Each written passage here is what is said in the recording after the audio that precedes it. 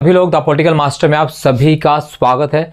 आज इस वीडियो में हम क्लास 12 के इतिहास का चैप्टर नंबर 13 जिसका नाम है महात्मा गांधी राष्ट्रीय आंदोलन सविनय अवज्ञा और उससे आगे का चैप्टर करने वाले हैं। इस वीडियो में इस चैप्टर जितने भी इंपॉर्टेंट टॉपिक और जहां से क्वेश्चन पूछा जा सकता है आपके आगामी बोर्ड परीक्षा में, वो सारे टॉपिक इस वीडियो में हम कवर करने वाले हैं। सो प्लीज़ एंड तक जरूर देखिएगा और मैं गारंटी देता हूं अगर आपने इस वीडियो कंप्लीट देख लिया तो आपको इस चैप्टर से कोई भी क्वेश्चन एग्जाम में छूटेगा और सभी क्वेश्चन आप हल करने की स्थिति में होंगे। तो चलिए इस वीडियो को शुरू करते हैं। और वीडियो को शुरू करने से पहले अगर आप चैनल पर नए हैं तो चैनल को जरूर सब्सक्राइब कर लीजिएगा और बेल आइकन को प्रेस कर लीजिए और साथ साथ वीडियो पसंद आए तो इसे लाइक शेयर कमेंट जरूर कीजिएगा। तो बात करते हैं महात्मा गांधी और राष्ट्रीय आंदोलन की सविनय अवज्ञा और उससे आगे के बारे में। तो दोस्तों सबसे पहले बात कर लेते हैं महात्मा गांधी के बारे में। देखो महात्मा गांधी, जैसे अगर हम महात्मा गांधी के बारे में बात करें दोस्तों, तो महात्मा गांधी वो व्यक्ति हैं जिन्होंने भारतीय राष्ट्रीय आंदोलन की दशा और दिशा दोनों पूरी तरह से बदल दी। महात्मा गांधी जब अफ्रीका गए भारत से, और जब भारत से आए उसके बाद जब आंदोलन की उन्होंने शुरुआत करी ब्रिटिश सरकार के खिलाफ, तो संपूर्ण जनमानस में एक प्रकार के जोश और एक प्रकार से आक्रोश ब्रिटिश सरकार के खिलाफ जो है उबलने लगा और वो निखर कर सामने आने लगा। बहरहाल अगर हम बात करें दोस्तों राष्ट्रीय आंदोलन की, तो राष्ट्रीय आंदोलन होता है क्या है?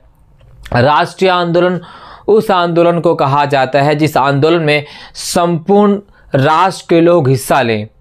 ठीक है, संपूर्ण राष्ट्र के लोग भागीदारी करें, चाहे वो किसी भी जात समुदाय वर्ग से संबंधित क्यों ना हो, तो इसे हम राष्ट्रीय आंदोलन की संज्ञा देते हैं। अगर हम इस चैप्टर की बात करें तो इस चैप्टर से महात्मा गांधी का भारतीय राष्ट्रीय आंदोलन में क्या प्रभाव रहा है और महात्मा गांधी ने भारत में कौन कौन से आंदोलन किए, वहाँ से क्वेश्चन पूछा जाएगा। तो हमारा फोकस अधिकतर उसी टॉपिक पर रहेगा जहाँ से क्वेश्चन पूछे जाएंगे और पूछे जाते रहेंगे। तो बात कर लेते हैं महात्मा गांधी के बारे में। तो दोस्तों मैं अगर महात्मा गांधी के बारे में आपको बताऊं तो जैसे राष्ट्रवाद के इतिहास की अगर हम बात करें तो राष्ट्रवाद के इतिहास में प्राय एक व्यक्ति को ही राष्ट्र के निर्माण के लिए याद किया जाता है। फॉर एग्जाम्पल के लिए अगर हम इटली की बात करें या इटली के एकीकरण की बात करें तो इटली के एकीकरण के लिए गैरीबाल्डी को याद किया जाता है। अमेरिका की स्वतंत्रता की बात करें, स्वतंत्रता में तो जॉर्ज वॉशिंगटन को याद किया जाता है। म्यांमार की बात करें तो वहाँ पर हो ची मिन्ह को याद किया जाता है। ठीक वैसे ही भारत में थे महात्मा गांधी और इसलिए महात्मा गांधी को भारत में राष्ट्रपिता की संज्ञा भी दी जाती है। यानी राष्ट्रवाद के प्रसार और प्रसार में, राष्ट्र के एकीकरण में, उसके निर्माण में महात्मा गांधी का योगदान नहीं भूला जा सकता और वो योगदान जो है दोस्तों बहुत ही ज़्यादा महत्वपूर्ण है। तो महात्मा गांधी भारत से अफ्रीका जाते हैं 2 दशक पहले, ठीक है, और 1915 में महात्मा गांधी दक्षिण अफ्रीका से भारत आते हैं। या यूँ कहें दक्षिण अफ्रीका ने ही महात्मा गांधी को महात्मा बनाया, क्योंकि महात्मा गांधी द्वारा दक्षिण अफ्रीका में ही अपने सत्याग्रह और अहिंसा का सबसे पहला प्रयोग महात्मा गांधी ने वहीं पर किया था, क्योंकि वहाँ पर ब्रिटिश सरकार द्वारा रंग भेदभाव की नीति की गई जिसमें भारतीयों के साथ बहुत भेदभाव किया जा रहा। और दक्षिण अफ्रीका में महात्मा गांधी गए तो वकालत के लिए, लेकिन वो पूरे जनमानस के भारतीय समुदाय के नेता बन जाते और वहाँ पर उन्होंने आंदोलन किया, सत्याग्रह का प्रयोग और अहिंसा का प्रयोग किया। महात्मा गांधी भारत कब आते हैं? 1915 में जनवरी में महात्मा गांधी भारत आते हैं।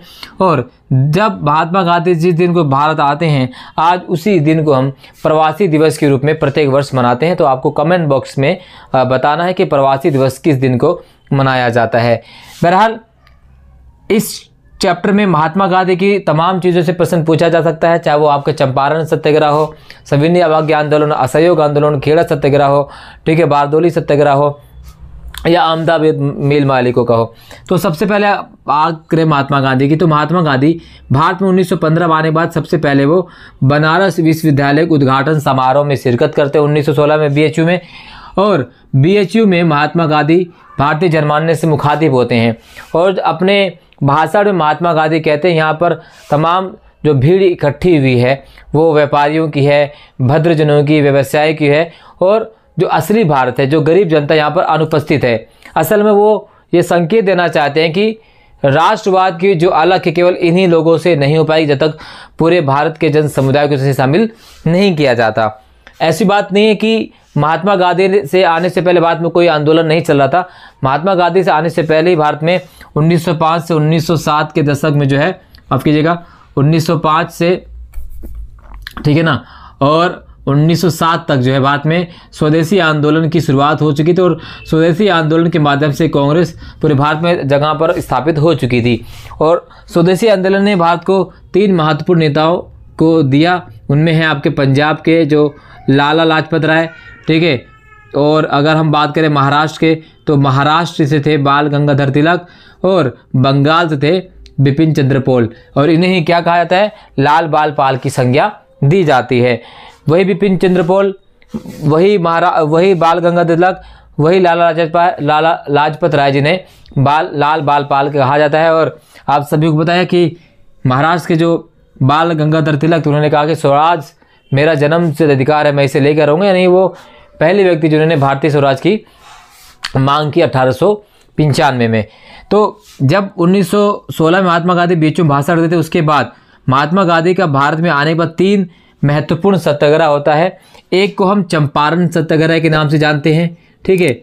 दूसरा 1917 में होता है दोस्तों, ये होता है गुजरात में अहमदाबाद, ठीक है। अहमदाबाद में मिल मजदूरों के लिए आंदोलन करते हैं, ठीक है। इसके बाद अगर हम बात करें फिर 1918 में ही गुजरात के खेड़ा में, यहाँ पर वो किसानों के लिए आंदोलन करते हैं। तो तीनों आंदोलन में महात्मा गांधी ने अंग्रेज के खिलाफ सत्याग्रह किया और तीनों आंदोलन में महात्मा गांधी सफल होते हैं। और ये भारत में महात्मा गांधी के प्रथम 3 सत्याग्रह थे जो पूरी तरह से सफल होते हैं। चंपारण में नील की खेती के विरोध में, ठीक है, ब्रिटिश सरकार ने मजदूरों भारतीय किसानों पर जबरदस्ती 3 कठिया पद्धति के माध्यम से नील की खेती करने के लिए विवश कर दिया, जिसे किसान मना कर रहे थे।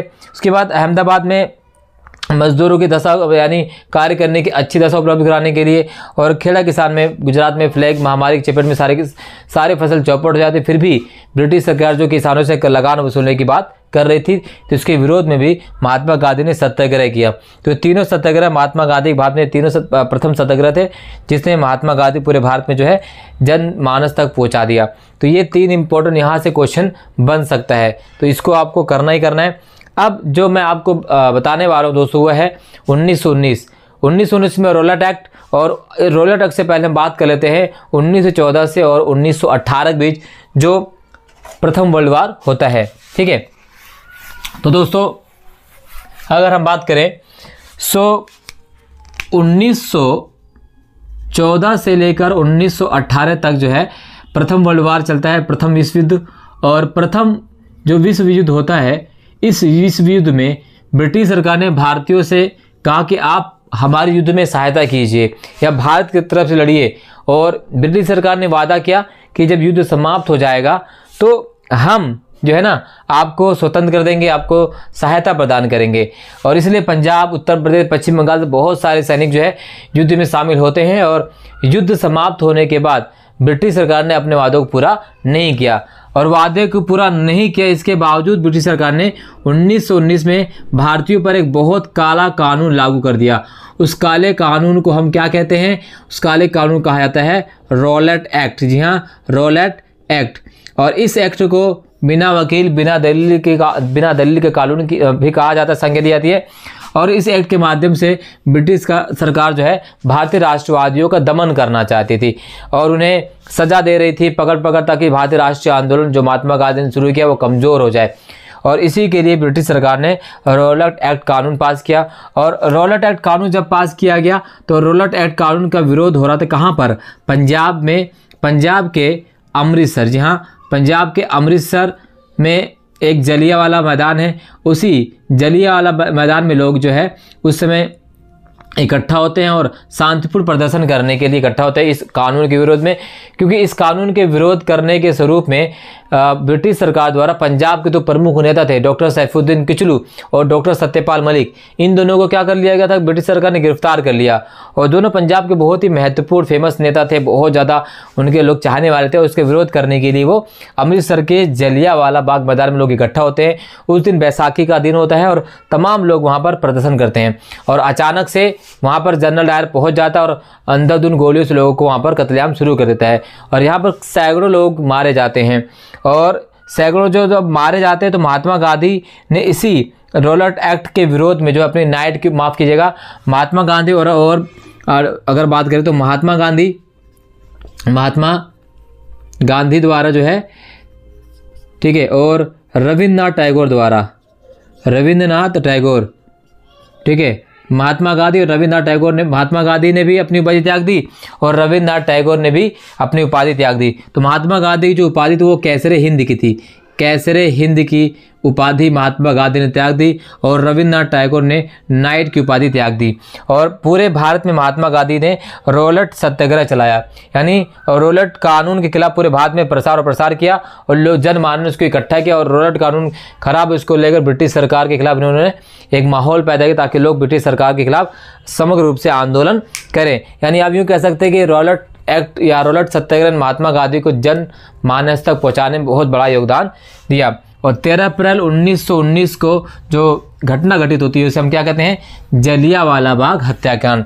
और इसी बीच में दोस्तों एक और क्वेश्चन आपसे क्या पूछा जा सकता है, वो पूछा जाता है खिलाफत आंदोलन। तो खिलाफत आंदोलन क्या है? तो खिलाफत आंदोलन भी एक महत्वपूर्ण टॉपिक है इस विषय में, ठीक है। तो खिलाफत आंदोलन क्या था, ये 1919 में चलाया गया था अली बंधुओं द्वारा। किसके द्वारा? अली बंधुओं द्वारा। तो अली बंधु कौन थे? इसमें अली बंधु थे मौलाना शौकत अली, ठीक है, मौलाना शौकत अली, ठीक है, और मौलाना मोहम्मद अली। ये दो अली बंधु थे, इन्होंने ब्रिटिश सरकार के खिलाफ क्या चलाया? खिलाफत आंदोलन चलाया। अब क्यों खिलाफत आंदोलन चलाया गया था? ब्रिटिश सरकार ने दुनिया भर के तमाम मुसलमानों से फर्स्ट वर्ल्ड वार में यह वादा किया कि अगर आप फर्स्ट वर्ल्ड वार में हमारी मदद करेंगे, हमारी सहायता करेंगे, तो तुर्की का जो खलीफा का पद था जो ब्रिटिश सरकार ने समाप्त कर दिया, तो उसे वापस लौटा दिया जाएगा। और इसी वजह से तमाम मुसलमानों ने ब्रिटिश सरकार के युद्ध में साथ दिया। और ब्रिटिश सरकार ने बाद में अपने किए गए वादों को पूरा नहीं किया। युद्ध समाप्त होने के बाद तो ब्रिटिश सरकार द्वारा जो वादा किया गया था कि भाई हम तुर्की के खलीफा के पद को वापस लौटा देंगे, उस वादों को पूरा नहीं किया गया। और इसी वादा खिलाफी के खिलाफ भारत में खिलाफत आंदोलन की शुरुआत की गई 1919 में मौलाना शौकत अली और मोहम्मद अली के द्वारा, ठीक है। तो ये बहुत ही इंपॉर्टेंट टॉपिक है। अब इसको हम एक और टॉपिक से लिंक कर देते हैं जिसका नाम है असहयोग आंदोलन। महात्मा गांधी पूरी तरह से तैयार थे ब्रिटिश सरकार के खिलाफ असहयोग करने के लिए, और वो पूरे जनमानस में इस बात को प्रसार कर चुके थे कि ब्रिटिश सरकार बिना असहयोग के नहीं मानेगी।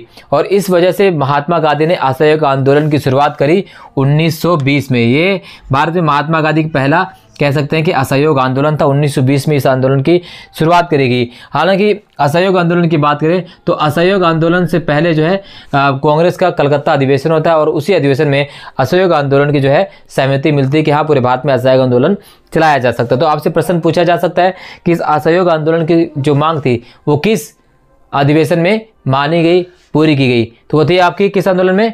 वो मांग मानी गई थी आपके कलकत्ता अधिवेशन में, कलकत्ता के, ठीक है। अब बात कर लेते हैं कि जो असहयोग आंदोलन है वो क्या है। तो अगर हम असहयोग आंदोलन की बात करें, ठीक है दोस्तों, ठीक है, अगर हम असहयोग आंदोलन की बात करें तो असहयोग आंदोलन 1920 में होता है। तो यहाँ से क्वेश्चन पूछा जाता है भाई असहयोग आंदोलन के कारण बताइए, ठीक है, इसका कारण क्या था? तो असहयोग आंदोलन का जो सबसे मेन कारण माना जाता है वो माना जाता है फर्स्ट वर्ल्ड वार, यानी 1914 से लेकर 1918 में जो वर्ल्ड वार हुआ था वो, और आपका रॉलेट एक्ट कानून, इसके विरोध में इस असहयोग आंदोलन को शुरुआत किया गया था। ब्रिटिश सरकार ने भारतीयों से वादा किया था कि हम आपको स्वतंत्रता प्रदान करेंगे, और भारतीयों ने इसलिए मदद की उन्हें स्वतंत्रता मिलेगी।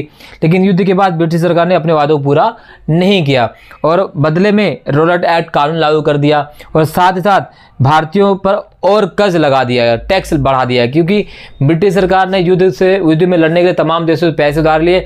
उन सभी पैसों का बोझ जो है भारतीय जनमानस पर डाल दिया जाता है और भारतीय लोग इससे बहुत ज़्यादा नाराज हो जाते हैं, क्षुब्ध हो जाते हैं।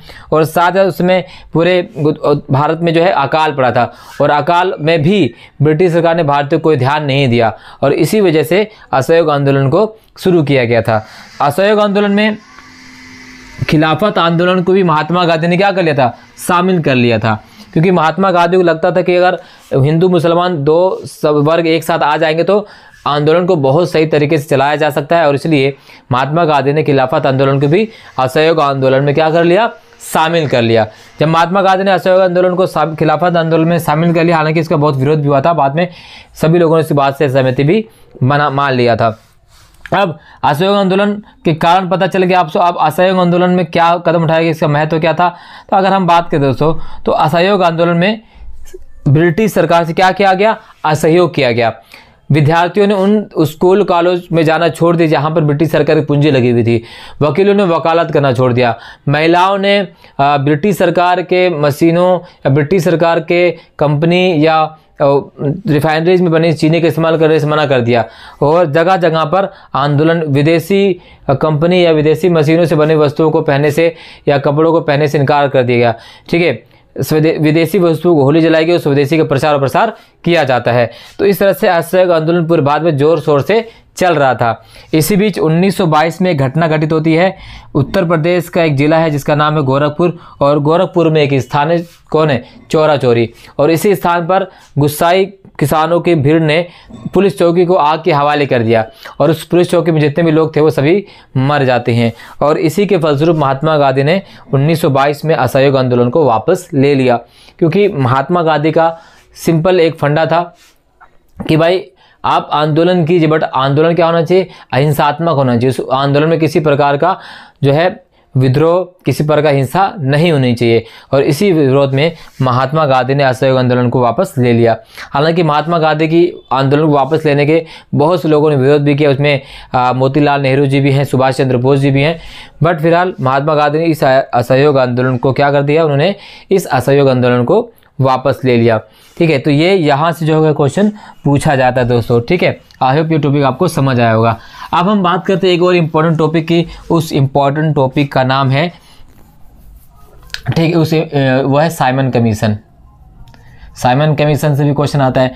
तो साइमन कमीशन क्या है, तो साइमन कमीशन 1927 में, ठीक है, स्टार्ट किया गया और 1928 में साइमन कमीशन जो भारत आता है और साइमन कमीशन का भारतीय द्वारा विरोध किया जाता है। साइमन कमीशन का विरोध करने का मतलब ये था कि इस कमीशन में कोई भी सदस्य जो है भारतीय नहीं था। सभी के सभी सदस्य जो है क्या थे, अंग्रेज थे, ब्रिटिश थे। भारतीयों का मानना यह था कि जो कानून हमारे लिए बनाया जाना है, जिसकी छानबीन हमारे लिए की जानी, उसमें कोई भी सदस्य भारतीय नहीं है, तो फिर वह कैसा कानून होगा। तो इसीलिए इसका विरोध किया गया और 1928 में इसी के विरोध करते हुए लाला लाजपत राय जी की जो है विद्रोह के दौरान मृत्यु हो जाती है। उन्हें लाठीचार्ज होता है और उनके चोट लगती है और वो उनकी मृत्यु हो जाती है। और इसके बाद आंदोलन भारत में लगातार प्रसार होता रहा। इसी बीच कांग्रेस का एक महत्वपूर्ण अधिवेशन होता है 1929 में लाहौर में। जी हाँ, लाहौर अधिवेशन होता है और लाहौर अधिवेशन बहुत ही महत्वपूर्ण अधिवेशन है। ये 1929 का वही कांग्रेस का लाहौर अधिवेशन है जिस अधिवेशन में भारत में पहली बार एक युवा को, ठीक, एक युवा नेता को जो है कांग्रेस का अध्यक्ष बनाया जाता है। वो नेता होते हैं भारत के प्रधानमंत्री पंडित जवाहरलाल नेहरू। ये अधिवेशन एक और चीज़ के लिए महत्वपूर्ण है क्योंकि इसी अधिवेशन में पहली बार पूर्ण स्वराज की मांग को स्वीकार किया गया। उसके बाद में 26 जनवरी 1930 को पूरे भारत में जो है झंडा फहराया गया और जो है भारत में स्वतंत्रता दिवस को मनाया गया 26 जनवरी 1930 को। तो ये काफ़ी महत्वपूर्ण चीज़, यहाँ से भी क्वेश्चन पूछा जाता है। इसी भी दोस्तों दिन आता है 12 मार्च 1930। 12 मार्च 1930 इसलिए महत्वपूर्ण है क्योंकि इसी दिन जो है महात्मा गांधी द्वारा जो है अपने स्थान साबरमती से, ठीक है, साबरमती से जो है दांडी यात्रा की शुरुआत की जाती है। हुआ क्या था, अंग्रेजों द्वारा जो है नमक पर कर लगा दिया गया और अंग्रेजों ने ये कहा कि जो भारतीय हैं वो नमक नहीं बना सकते, उन्हें नमक खरीद कर खाना होगा क्योंकि नमक जो है जनमानस तक का प्रतीक था। हर घर में, हर वर्ग में, हर धर्म के लोग, हर स्थिति के लोग नमक का प्रयोग अपने किचन में करते थे और इसलिए महात्मा गांधी ने नमक का एक प्रयोग किया जिसे नमक सत्याग्रह के नाम से जाना जाता है। वो अपने स्थान साबरमती से 12 मार्च 1930 को नमक सत्याग्रह के लिए निकलते हैं और दांडी पहुंचकर एक केतली में पानी उबालकर नमक बनाकर इस नमक कानून को तोड़ते हैं और इसी के बाद जो है सविनय अवज्ञा आंदोलन की शुरुआत भी पूरे भारत में हो जाती है। महात्मा गांधी को जैसे ही नमक कानून तोड़ते वैसे पूरे भारत में जो है सविनय अवज्ञा आंदोलन की शुरुआत हो जाती है। उसके बाद महात्मा गांधी को जो है क्या कर लिया जाता है, गिरफ्तार कर लिया जाता है। जी हाँ, महात्मा गांधी को गिरफ्तार कर लिया जाता है। अब दोस्तों है इसी बीच ब्रिटिश सरकार जो है अब ये मानने लगी कि हमारा समय अब बहुत दिन तक शासन करने का नहीं रहा है। दांडी यात्रा, ठीक है, सविनय अवज्ञा आंदोलन, ठीक है, और नमक जो आंदोलन है भारत के राष्ट्रीय आंदोलन के इतिहास में बहुत महत्वपूर्ण स्थान रखते हैं, क्योंकि ये वही आंदोलन है जिस आंदोलन ने महात्मा गांधी को वैश्विक नेता के रूप में स्थापित किया। ये वही आंदोलन है जिस आंदोलन में महिलाओं ने पहली बार बढ़ चढ़कर पूरी संख्या में भाग लिया।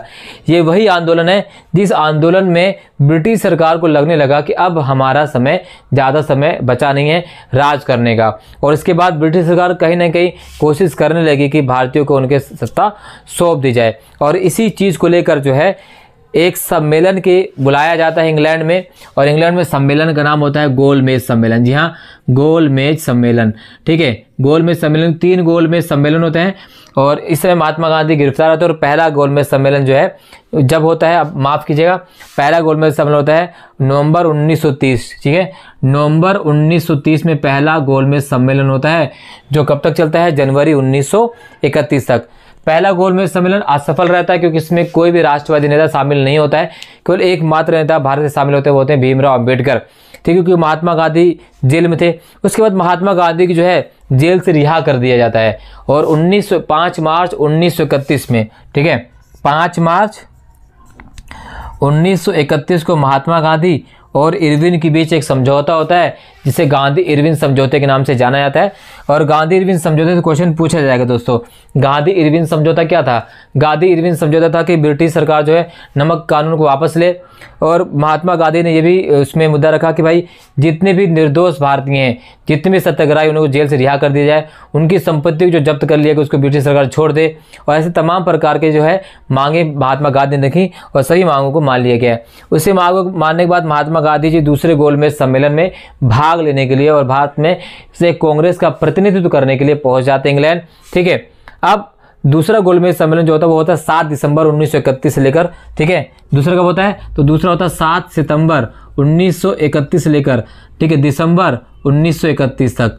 तो ये दूसरा गोलमेज सम्मेलन, इसमें महात्मा गांधी भाग लेते हैं, हालांकि ये आंदोलन भी असफल रहता है। फिर तीसरा गोलमेज सम्मेलन होता है आपका 17 नवंबर को, ठीक है, 17 नवंबर 1932 से लेकर 24 दिसंबर 1932 तक जो है दूसरा गोलमेज सम्मेलन होता है। ये सम्मेलन भी असफल रहता है। तीनों गोलमेज सम्मेलन में केवल दूसरे गोलमेज सम्मेलन में ही महात्मा गांधी ने पार्टिसिपेट किया। और यहाँ से क्वेश्चन आता है कि उस एकमात्र नेता का नाम बताइए जो तीनों के तीनों गोलमेज सम्मेलन में पार्टिसिपेट करते हैं। वो होते हैं डॉक्टर भीमराव अंबेडकर।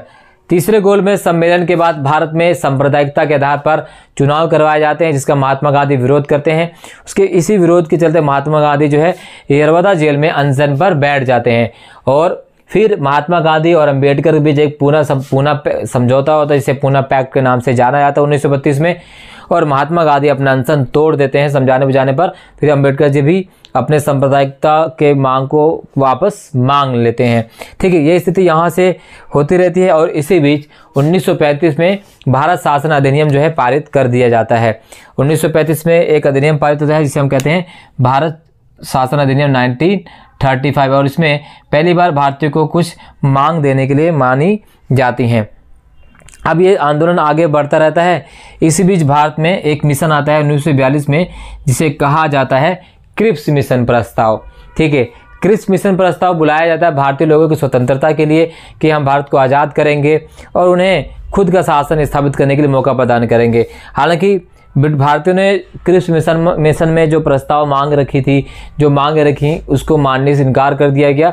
इसलिए क्रिप्स मिशन असफल रहता है और वो वापस चला जाता है। सर स्टीफर्ड क्रिप्स, ठीक है, ये उसके प्रमुख होते हैं, उसी के नाम पर इसका क्रिप्स मिशन पड़ता है। इसके बाद ये असफलता के बाद जो है, इसी बीच हम देखते हैं कि 1940 में जो है मुस्लिम लीग द्वारा जो है अलग राष्ट्र पाकिस्तान की मांग करने लग जाती है। यानी मुस्लिम लीग ने कहा कि भारत में 2 राष्ट्रों का धर्म है और सांप्रदायिकता के आधार पर अलग राज्य पाकिस्तान की मांग की जाती है। उसके बाद 1946 में कैबिनेट मिशन भारत में आता है, और कैबिनेट मिशन जब भारत में आता है, उस मिशन के बाद जो है मोहम्मद अली जिन्ना के द्वारा जो है एक कार्रवाई बनाई जाती है जिसे हम कहते हैं प्रत्यक्ष कार्रवाई दिवस। उसके बाद बंगाल में बहुत ज़्यादा खून खराबा होता है, पंजाब में खून खराबा होता है, तो बहुत महत्वपूर्ण चीज़ें घटित होती हैं। एक टॉपिक जो इम्पोर्टेंट यहाँ पर है वो है आपका है 1942 का भारत छोड़ो आंदोलन, ठीक है। और इसी भारत छोड़ो आंदोलन में महात्मा गांधी द्वारा जो है क्या नारा दिया, करो और मरो का, डू और डाई का। 8 अगस्त 1942 को, जी हाँ 8 अगस्त 1942 के बम्बई के ग्वालियर टैंक मैदान में इस भारत छोड़ो आंदोलन की शुरुआत की गई और बढ़ चढ़कर भारतीय लोगों ने इस आंदोलन में पार्टिसिपेट किया। और 1942 तक आते आते बहुत सारे लोग महात्मा गांधी से जुड़ चुके थे। महात्मा गांधी पूरे भारत में प्रिय नेता बन चुके थे और यहाँ से महात्मा गांधी से और बहुत सारे क्वेश्चन पूछे जाते हैं, जैसे महात्मा गांधी के प्रति जो है किसानों की क्या सोच थी, महात्मा गांधी किसानों को किस प्रकार मिलते थे, उनकी वेशभूषा से लेकर उनके स्वदेशी हाथ करघे को लेकर तमाम क्वेश्चन आते हैं। वो सारे क्वेश्चन दोस्तों हम आपको कर देंगे इंपॉर्टेंट, अलग से नोट्स बनाकर अलग से उस पर इंपॉर्टेंट क्वेश्चन की वीडियो बना दूंगा, तो वे सारे क्वेश्चन वहाँ से आपसे पूछे जाते हैं। इसी बीच 1945 में इंग्लैंड में क्या होता है, 1945 में इंग्लैंड में सत्ता गिर जाती है और लेबर पार्टी सरकार आती है और उस समय भारत में के वायसराय होते हैं लॉर्ड वेवल, और लॉर्ड वेवल ने भारत में विभाजन की मांग को माना, ठीक है। उन्होंने कहा कि ठीक है भारत का विभाजन तो होगा पर वो 2 भागों में होगा। इसी बीच 1947 में लॉर्ड वेवल भारत के वायसराय से उनके पद समाप्त हो जाता है और 1947 में वायसराय बनकर आते हैं लॉर्ड माउंटबेटन और 3 जून 1947 का एक प्रस्ताव पेश किया जाता है और उसी प्रस्ताव के बाद में भारत में 15 अगस्त 1947 का 2 भागों में विभाजन हो जाता है पाकिस्तान और हिंदुस्तान को लेकर, ठीक है। तो ये सारी चीज़ें हैं जहाँ से क्वेश्चन पूछे जा सकती हैं। इस वीडियो में बस इतना ही दोस्तों। अगर वीडियो पसंद आई हो तो लाइक शेयर कमेंट जरूर कीजिएगा। चैनल पर नए हैं तो चैनल को सब्सक्राइब करना बिल्कुल भी मत भूलिएगा। बहुत बहुत धन्यवाद। जय हिंद।